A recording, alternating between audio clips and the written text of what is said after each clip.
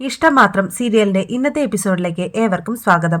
മഹേഷ് സുജി വക്കീലിനെ അടുത്തെത്തിയിരിക്കുകയാണ്. ആദിയെ ആകാശ് ശാരീരികമായി ഉപദ്രവിക്കുന്നുണ്ടോ? വക്കീല് ചോദിച്ചു. അവനത് ചെയ്യാത്തത് എന്നെ പേടിച്ചിട്ടാ. എന്നെ തകർക്കാൻ ആദിയെ ആകാശ് ഒരു ആയുധമായിട്ടാണ് കരുതുന്നത്.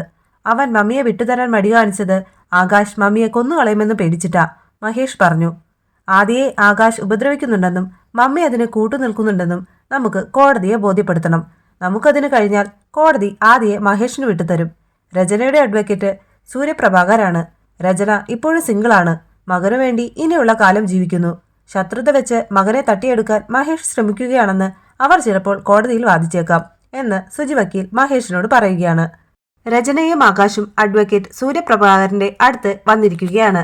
കുട്ടി നിങ്ങൾക്കൊപ്പം തുടർന്നു പോകാൻ താല്പര്യപ്പെട്ടില്ലെങ്കിൽ ആര് വിചാരിച്ചിട്ടും വിധിയെ മാറ്റാനാകില്ല, വക്കീല് പറഞ്ഞു. ഡിവോഴ്സിന് ശേഷം രചന വിവാഹം ചെയ്തിട്ടില്ല. ഫ്രണ്ട്ഷിപ്പ് അല്ലാതെ ഞങ്ങൾ തമ്മിൽ മറ്റൊരു റിലേഷനും ഇല്ല. ആകാശ് പറയുന്നത് കേട്ട് വക്കീല് പറഞ്ഞു. പോയിന്റ് പറഞ്ഞു തന്നതാണെന്ന് മനസ്സിലായി. നിങ്ങൾ ധൈര്യമായിരിക്കൂ.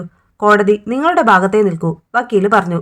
സംസാരത്തിനിടയിൽ ആകാശ് ഫോൺ ആരും അറിയാതെ ടേബിളിലിരുന്ന ഫയലുകൾക്കുള്ളിൽ വെക്കുകയാണ്. വക്കീലിനെ കണ്ട് പുറത്തേക്കിറങ്ങിയ ആകാശിനോട് രചന പറഞ്ഞു. ആകാശിന് എന്നോട് ഇത്രയും സ്നേഹവും പരിഗണനയും ഉണ്ടെന്ന് ഞാൻ കരുതിയിരുന്നില്ല. കാറിൽ കയറാൻ പോയ ആകാശ് ഫോൺ കാണുന്നില്ല എന്ന് പറയുന്നു. പിന്നീട് അതെടുക്കാനെന്ന് പറഞ്ഞ് വീണ്ടും വക്കീലിന്റെ മുറിയിലേക്ക് പോവുകയാണ്. ആകാശ് അഡ്വക്കേറ്റിനോട് പറഞ്ഞു.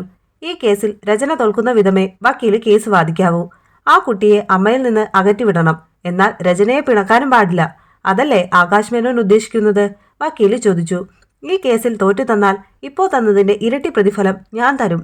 പിന്നെ ഈ കാര്യം രചന അറിയാനും പാടില്ല എന്ന് പറഞ്ഞ് ആകാശ് അപ്പോൾ തന്നെ 50,000 രൂപ വക്കീലിന് അയച്ചു കൊടുക്കുകയാണ്. അങ്ങനെ വക്കീലും ആ ഡീലിന് ഓക്കെ പറയുന്നു. രാമനാഥനും സ്വപ്നവും മഹേഷും ഇഷിതയും കൂടി ആദിയുടെ കാര്യം സംസാരിക്കുകയായിരുന്നു. സംസാരത്തിനിടയിൽ ഇഷിതയ്ക്ക് ഒരു ചെറിയ പെയിൻ വരുന്നു. ഹോസ്പിറ്റലിൽ പോകാമെന്ന് എല്ലാവരും പറഞ്ഞെങ്കിലും ഇഷിത അത് സമ്മതിക്കുന്നില്ല. ശബ്ദം കേട്ട് സുമിത വന്നു. ഗ്യാസിന്റെയോ മറ്റോ പ്രോബ്ലം ആയിരിക്കും. എന്തിനാ ഇങ്ങനെ ഓവറാക്കുന്നേ എന്ന് സുമിത ചോദിക്കുകയാണ്. അതാർക്കും ഇഷ്ടപ്പെടുന്നില്ല. കണ്ടില്ലേ അച്ചിക്കോന്നനിരുന്ന് തലോടുന്നത്, സുമിത മനസ്സിലോർക്കുകയാണ്. പതിയെ പെയിൻ കുറയുന്നുണ്ടെന്ന് ഇഷിത പറഞ്ഞു.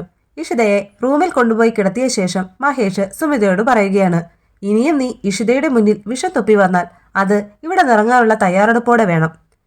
അപ്പോൾ അടുത്ത എപ്പിസോഡിനായി നമുക്ക് കാത്തിരിക്കാം. അതുവരേക്കും ബൈ.